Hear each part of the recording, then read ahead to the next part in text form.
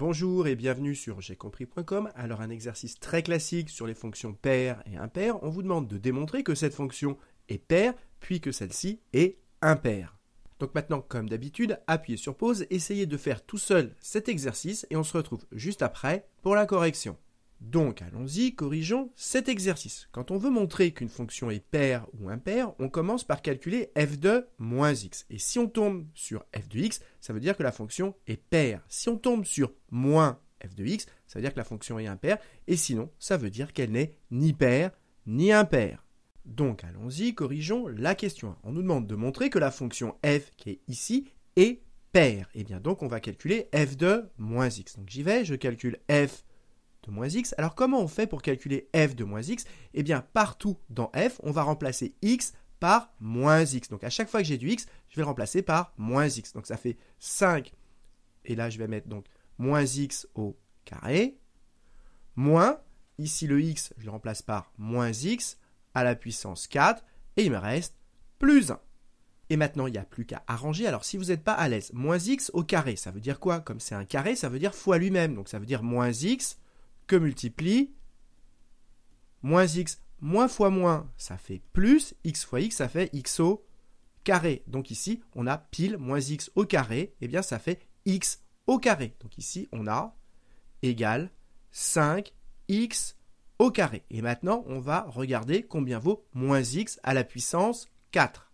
Alors, moins x à la puissance 4, on peut refaire pareil, ça veut dire moins x fois moins x, 4 fois comme ceci, fois moins x, fois moins x, ça fait bien moins x à la puissance 4. Donc moins fois moins, ça fait plus, moins fois moins, ça fait plus, donc le signe final, ça fait plus. Et qu'est-ce qu'il nous reste? Il nous reste x fois x fois x fois x, ça fait x à la puissance 4. Et donc ça veut dire que moins x à la puissance 4, eh bien ça fait pile x à la puissance 4. Donc ici, ça me fait moins x à la puissance 4 plus 1. Il me reste le plus 1. Et là, regardez sur quoi on est tombé. On est tombé exactement là-dessus, c'est-à-dire sur f de x. Donc tout ceci, c'est égal à f de x. Et donc, qu'est-ce qu'on a montré? Que quand on calcule f de moins x, eh bien, ça donne exactement f de x. Et donc, la fonction f est paire.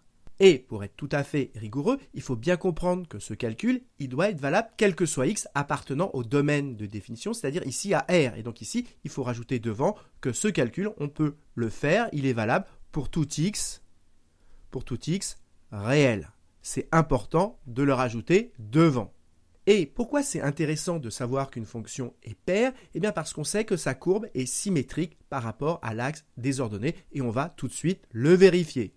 Donc allons-y, on va taper f de x sur GeoGebra, f de x égale 5x carré moins x puissance 4 plus 1. Et regardez la courbe qu'on obtient, la courbe de cette fonction. Regardez, elle est bien symétrique par rapport à l'axe des ordonnées. Ça confirme le fait que cette fonction, elle est bien paire.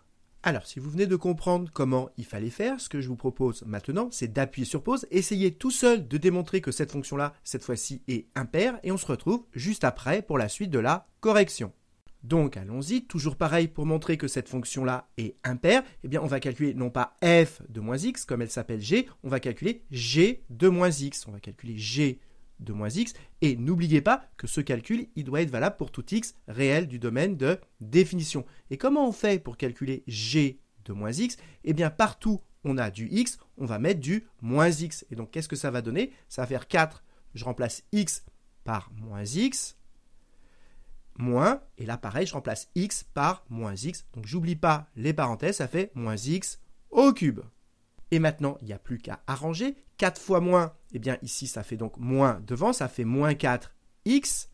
Et pour arranger ce qu'il y a ici, derrière le moins x au cube, ça veut dire quoi? Ça veut dire moins x, 3 fois moins x, fois moins x. Alors, on commence par regarder les signes. Moins fois moins, ça fait plus, fois moins, ça fait moins. Et qu'est-ce qui reste en termes d'x? X fois x, ça fait x au carré. Et encore fois x, ça fait x au cube. Et donc, tout ceci, mon moins x au cube, eh bien, en fait, il peut s'écrire moins x au cube comme cela. Et donc, on remplace, faites attention, il y a ce moins-là. Et je remplace ceci par moins x au cube. Et maintenant, n'oubliez pas que notre objectif, c'est de montrer que cette fonction g, elle est impaire. Et pour avoir impaire, il faut tomber sur moins f de x. Donc ici, il nous faut un moins. Et donc l'idée, ici, ça va être de mettre le moins qu'on a ici et là en facteur. Et donc si on met moins en facteur, on ouvre une parenthèse. Et qu'est-ce qui nous reste dans la parenthèse? Bien, il nous reste 4x. Le moins, on l'a mis en facteur ici. Et donc, il nous reste ce qu'il y a ici, c'est-à-dire moins x au cube. Et si vous voulez vérifier que vous n'êtes pas trompé, vous redistribuez le moins, ça me fait bien moins 4x. Et ici, ça va me faire moins x au cube, exactement ce qu'on a ici, on ne s'est pas trompé. Et maintenant, regardez à l'intérieur de la parenthèse, regardez ce qu'on a ici, c'est exactement ça, c'est exactement g de x. Et donc, qu'est-ce qu'on peut écrire? Bien, ceci, c'est égal, ici j'ai g de x avec le moins devant, et donc ça me fait moins g de x. Et donc, comme on est tombé sur moins g de x, eh bien, ça veut dire que cette fonction g, elle est impaire. Et donc, on fait une phrase de conclusion. On met donc, après ce calcul, il prouve que g est impaire.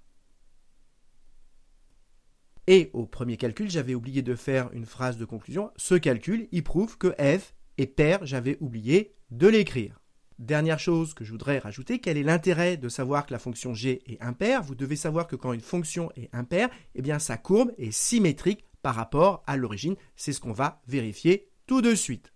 Donc allons-y, je tape g de x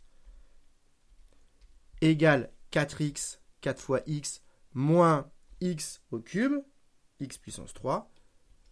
Et regardez la courbe qu'on obtient. Elle est bien symétrique, la courbe est bien symétrique par rapport à l'origine. Ça confirme que cette fonction g, elle est bien impaire. Donc voilà, cette vidéo est maintenant terminée. Alors retenez bien que quand on veut montrer qu'une fonction est paire ou impaire, on commence par calculer f de moins x. Si on tombe sur f de x, ça veut dire que la fonction est paire et donc sa courbe est symétrique par rapport à l'axe des ordonnées. Et si on tombe, quand on calcule f de moins x sur moins f de x, ça veut dire que la fonction est impaire et donc que sa courbe, cette fois-ci, est symétrique par rapport à l'origine. Mais on le verra dans d'autres exercices, on peut tomber sur ni f de x, ni moins f de x. Et dans ce cas-là, ça veut dire tout simplement que la fonction, elle est ni paire, ni impaire. Donc voilà, cette vidéo est maintenant terminée. J'espère qu'elle vous a été utile. Et comme d'habitude, si vous l'avez appréciée, n'hésitez pas à la partager et à la liker.